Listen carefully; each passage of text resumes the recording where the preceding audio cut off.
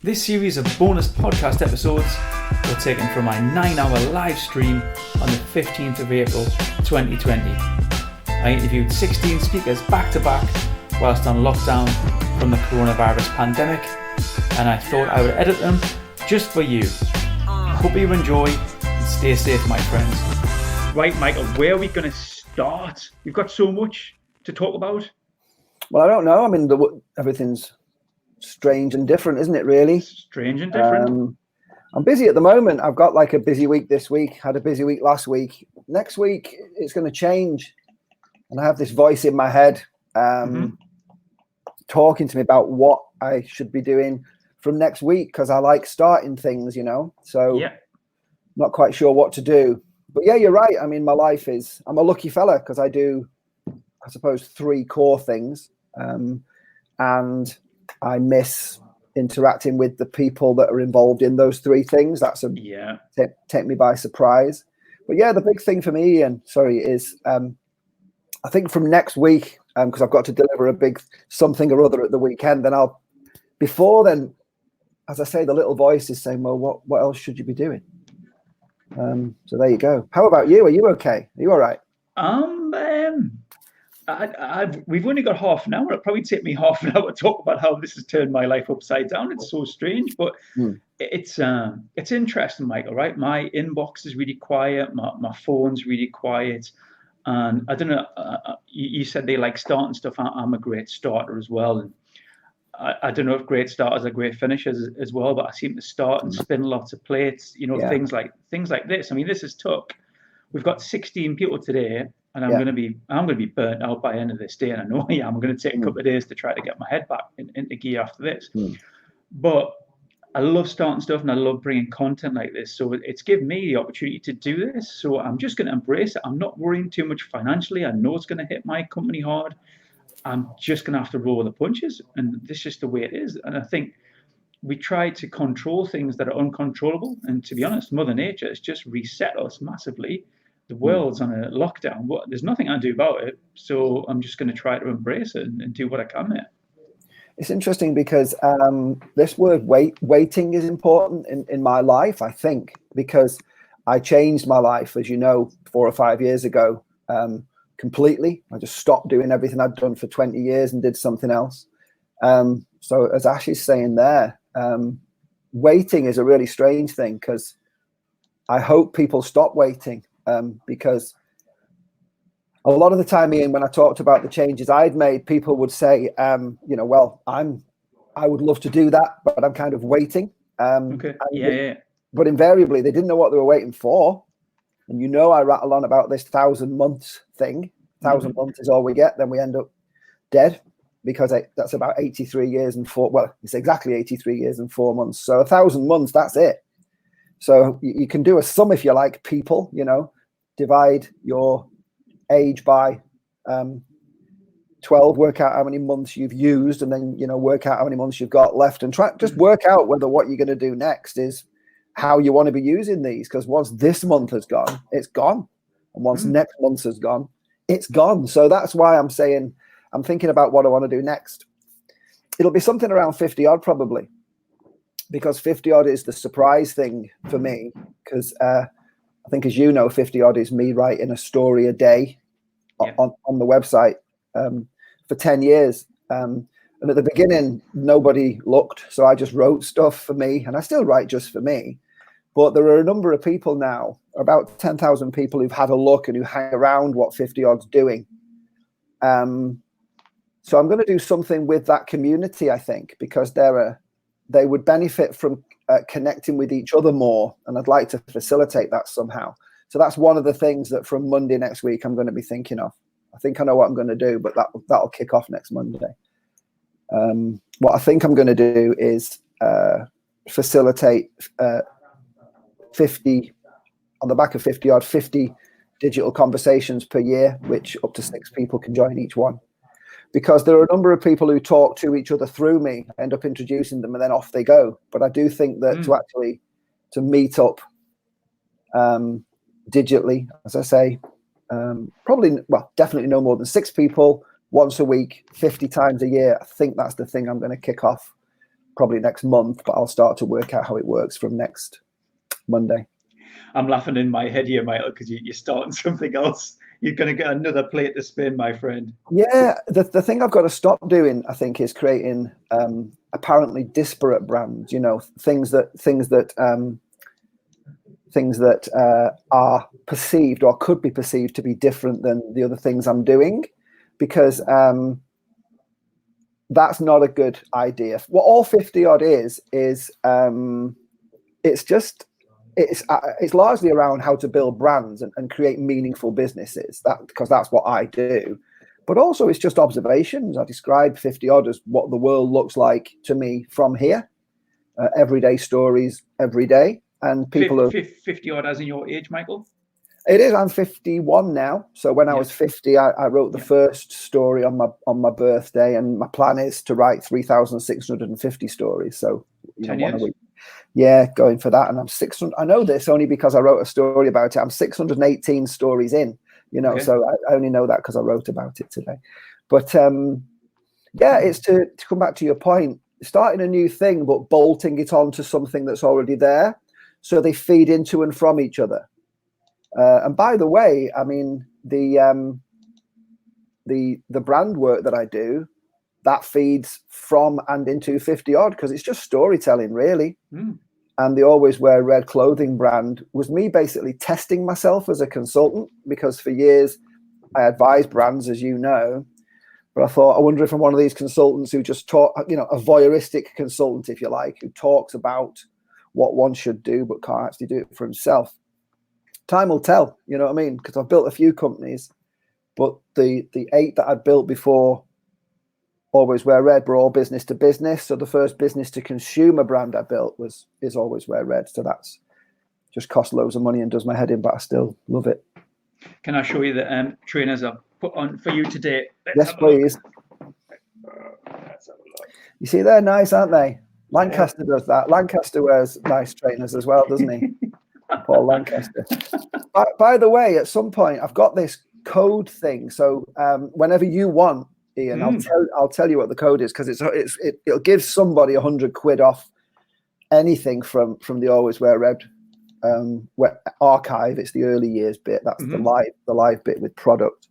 There's a few hundred pieces of clothing in there. So I'm going to give you a code at some point, and basically it's only can be used once. So if someone's listening to this now and they're thinking, I want £100 worth of stuff, just go to alwayswearred.com, chuck some stuff in a basket.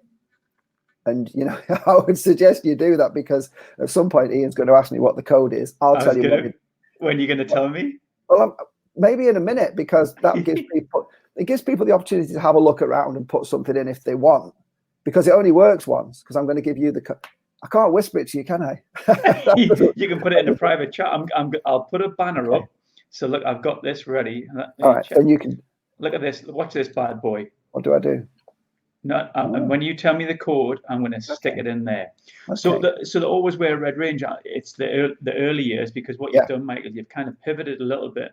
You started Always Wear Red, and I know you love fashion, and I know you love like Nigel Cabourn, a bit of an influence on you, and I love how you're inspired by fashion, and obviously the concept of Always Wear Red is about the confidence and the color and things on. And you obviously you produced socks and beanies, which I love, and scarves and things like that. But now you've really pivoted and you want to go all in on knitwear. Is that right? Yeah, 100%. It's hand knits originally, and then very limited run machine knits, which are being done in the Midlands. So the batches of 30 will be the machine knits, and but the first things and the only thing I'm doing this calendar year is hand knits, and it's these just enormous sweaters. But also we're prototyping these at the moment. So these just came back. This is big hand knitted. Oh, look at that. Scarves. So I'll just bury myself in this. So these looks amazing. These are just prototypes at the moment, but these are just hand knitted by guys and women. Oh. You're hiding your mic. Sorry. So I'll move this. So the reason I'm just mucking about with with these is because they just came back last week. So there's scarves as well, but they're all hand knitted because actually for all the wrong reasons, Ian, to be honest, because it's really hard to scale. Everyone's a little bit different. They're all hand knitted by people that we pay about 50% more than average in the UK for when people knit things, just to make sure we get the best knitters and keep the best knitters. Okay. Because as I say, some of them are young guys, young women, and older people as well. Yeah. But, they knit for some of the biggest brands in the world, and for me, so I'm very lucky. Yeah. So in terms of taking that, see, you kind of experimented with Always Wear Red. You brought lots of the range out. What made you really focus in on the knitwear? Was it something that you really loved knitwear, or was it difficult to manage a business or a brand which has lots of a wide range? It's both of those things. So the second thing, I want to do one thing really well. I talk to a lot of people, and I really genuinely don't mind when people have a giggle. I want to do the best in the world, because if I don't, somebody will. So why can't it be me? And I just think that's the way we should all think.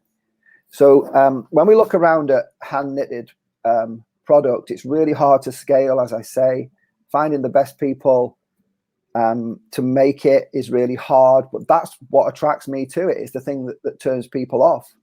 But the real answer to your question is, I want to, in the same way as people, if you think about the best trainers, a brand will come to mind. Or if you think about the best, you mentioned Nigel Cabourn, the best, military reproduction or military influence clothing globally, I think, is Nigel Cabourn, with what he's done over 50-ish years.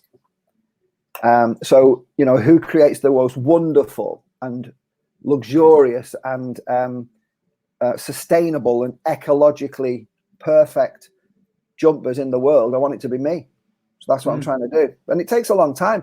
I had to scrap everything about a month ago. I'd invested, it's a 6-figure investment to get to where I am. And I scrapped everything with the jumpers because it was the wrong yarn about a month ago. And we were ready to go. We're ready to launch early this year. But the reason we scrapped it was because if you're going to make, crazy claims like I am, and then you just look like a Burke if once you put them out there, people don't adore what you do. Okay.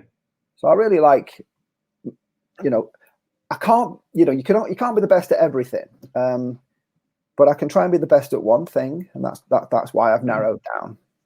I think I love what you just said there. It reminded me a bit of Simon Middleton. He'll know who's got as a Blackshaw clothing. He's doing a lot of kind of coastal influenced jumpers, big old kind of fisherman's jumpers. And I think what we're seeing now is a lot of people buying pieces of clothing which will be really good quality, a little bit more pricey than your price point might be, but you wanted to keep them for years rather than the cheaper clothing that you kind of it's just wearable and you bin it.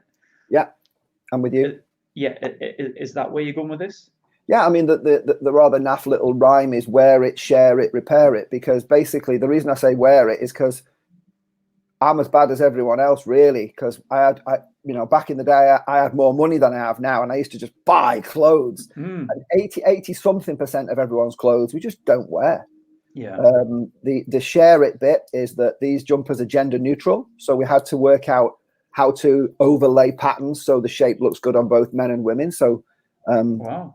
If it's differently shaped, different gendered couples nick each other's clothes, I want that to happen. And also the repair it thing. I have done a deal with a company in London called Clothes Doctor. So Clothes Doctor will look after our customers and give them preferential treatment and rates once they're bought. But there's little things like, because they're 100% merino wool, you don't have to wash merino wool. You just don't have to, because they've got these antimicrobial qualities.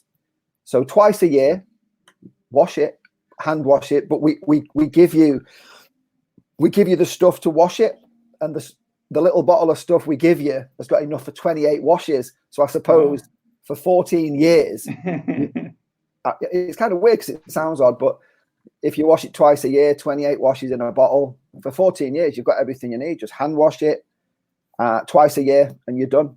Saves you time, saves a load of money, but I'm going into waffle mode now, sorry. But the story behind it is important to me. Yeah. I need to get people to fall in love with the process as well as the product, or they're not going to buy it. Because you can get a jumper for a £5, you know what I mean? But you know what it is? I think people fall in love with the story, Michael. Because you're saying you're waffling there, but you're not, because you're actually showing your transparency of you as the design or the concept and the company owner. And it reminds me a little bit, like, as I said, about Simon Middleton. I love his story. I think someone you follow is your man from Hyatt Denham, who does do lectures. Is it Hyatt? That's David Hyatt. Yeah. Similar kind of thing, because when David puts out his emails, Yeah. it's very much about him, his company, his employees, the denim, where it's from, and you fall in love with the people and the story, really. Yeah. There's a tiny little book by Simon Middleton called The Contributive Business. I think it's 99p on Amazon. But The Contributive Business is, I think, one of the most significant business books written in recent history. Sounds a bit grand, I suppose, but it just talks about the way that people measure businesses and the way that businesses are going to be measured in the future. Okay. So a client of mine based in the Midlands called Maskew Corden. So Maskew Corden are an exceptional business consultancy, and they have years and years of experience. This is very important, okay, for anyone who's running a business listening. And it's basically, they focus on how businesses are valued. And the new kid on the block, if you like, of how a business is valued is how contributive it is. And all that means is, and that links back to Simon Middleton's book, is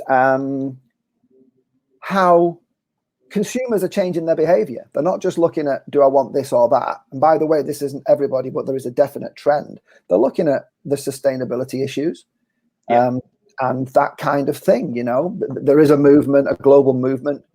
Who made my clothes? It's a hashtag. And linking back to what you said, part of my insecurities really is I want to be able to answer every single question about the product inside Always Wear Red honestly and transparently, which is the word you used. But yeah, Maskew Corden I mentioned because the way that businesses are valued is completely different now. If you haven't, values equals value in their world, and in my world too, and in yours, whether you like it or not, because that's the way consumers are going. They're asking questions that 10 years ago they just didn't ask, and that's what Simon Middleton's book, The Contributive Business, is about. Fantastic. If someone can link to that in the comments, that would be appreciated. And thanks for giving us a heads up on that. So, Michael, what is it? 10:20. We've got another 10 minutes before our next guest joins us. Where should we go from here? Well, I bought a drum kit,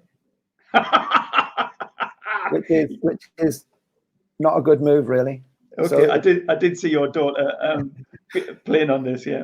Yeah, I mean, Isabel shaved my head, and let's have a look. Look at that. So she shaved my head, and I bought a drum kit for 40 quid off eBay, which is quite a good drum kit, actually.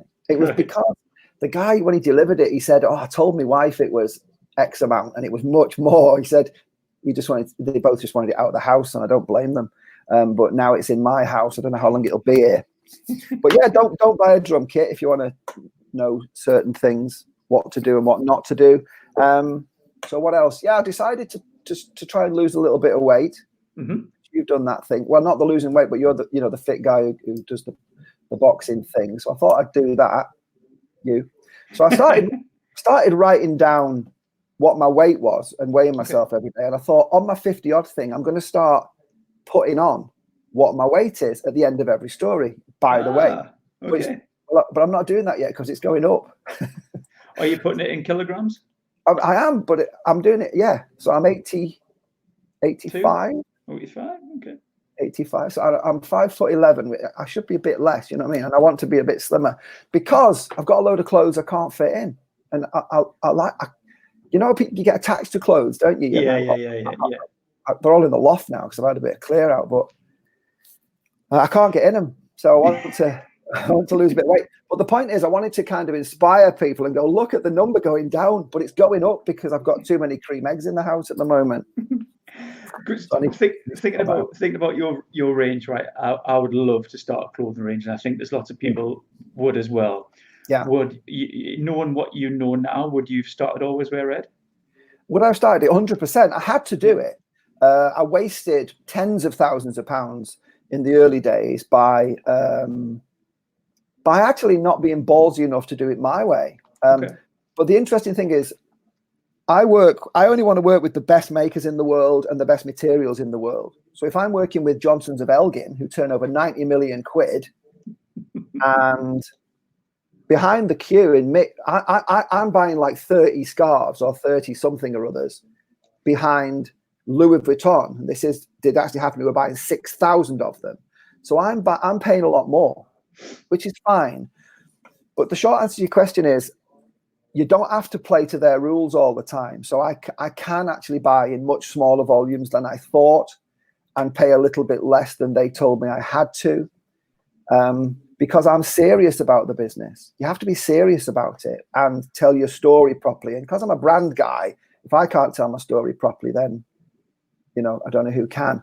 But yes, to go back to your question, I definitely don't regret starting it, but I've probably wasted half of the money I've spent. I've wasted. And the thing I'll say about that, don't let me forget this code, by the way. It's just popped back into my head. I'll mention it. The thing I'll say about that is, if anybody wants to talk to me about the daft things that I did, they can get in touch with me anytime. Michael at 50odd.co.uk. They can just ask me anything and I'll tell you absolutely anything, because I have genuinely worked with the best makers in the United Kingdom and the best materials in the world. There's only one silk weaver in the world that weaves silk to the density that I do, or did, because I don't weave silk anymore. And we did, what's that? Female trousers. Yeah. Okay. I'll speak to Simon Middleton. It might be more of his thing. It's tricky, for Nigel Cabourn does women's stuff as well. But he finds it tricky to sell it, apparently, because I was lucky enough to meet him and talk to him. But he makes his money from Japan largely, and and the male side. So I won't be doing the trousers, I'm sorry. And Ashley's just mentioned Free Day there. Basically, there are about 50 consultants now, and all you do is search the hashtag Free Day on LinkedIn, and they're all listed, and people are just offering stuff, including myself. So I'll speak to up to 4 people for 45 minutes to an hour every Friday. I've blocked my diary out just to see if I can help. And, it helps me when I talk to other people and listen to other people as well. So I'll give you the code. Look at that face. Give you the code. Let's have a look. Right. Okay. I'm going to put this. What do I do?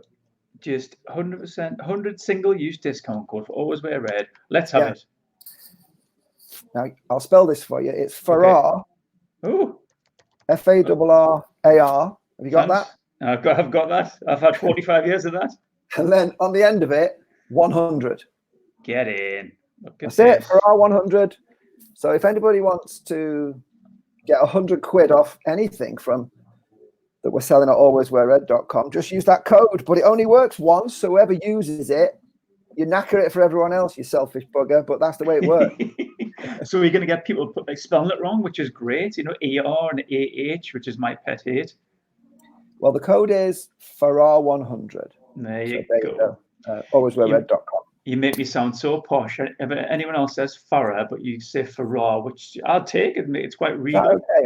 Yeah, it's nice. So we've got a last few minutes. Free Day. Let me just talk a little bit about that. How's that working out? And so people can go on LinkedIn. They see what people are offering, and then they can just reach out and say, I'd love half an hour of your time. I'd love whatever. Yeah. Yeah. I mean, basically. And does that come from the concept of us being on lockdown now? Yeah, it is. It's all about conversations, basically. It was inspired by Michelle Jones, actually. Michelle Jones, who I think. So she's a wedding consultant and planner and a friend of many people in the Northeast, a super generous person. And I thought to myself, I'm lucky in angelfish, by the way, because clients haven't disappeared, but some of them have paused. And I think that's the same for most people. Yeah. So all I thought was, in the pause, let's keep conversations going. That's all. So I had the CEO of a significant UK-based charity call me on the first day I mentioned Free Day. And all she wanted was to have a chat about a very particular problem she had about this very particular moment in time. We had a half an hour conversation. I'm a pretty straight talking guy. So I said, basically, don't do this, do that. And I think she has. Well, she either has or she hasn't. She either has or she hasn't. So it's up to her. But the point is, she asked me as a brand consultant. That was the hat she wanted me to wear. But the way it works is this: you go to LinkedIn, you search hashtag free day, and basically, I just said I'm going to use this hashtag so people can search what I'm offering. If you want to offer something, offer anything, and attach the hashtag. That's it. Great. So the last thing to say on that, Ian, if you don't mind, is people are coming to me saying, can I use the hashtag? That's not the question to ask. Just use the hashtag, because it's not my thing. I just had the concept was mine, but I just spat it out, and it's just out there now. Yeah, because you're a starter. You're a starter of things. Well, yeah, it kind of. I also wanted to be a bit lazy with it, because I don't want to do anything. because I'm not because I'm lazy. I'm being silly, of course. But I don't want to do anything with it. I'm not assessing. If you're good, use the hashtag, offer something to somebody of value, and maybe they'll take you up on it. Michael, thanks so much for the code. Someone's going to enjoy some of your range. Good luck with the weight, because I don't know about you, but it's hard. I know it's going to hover in this couple of weeks lockdown, so I'm trying my hardest. Thanks so much for your honesty. Always a pleasure to speak to you. I shall see you soon. Thank you very much.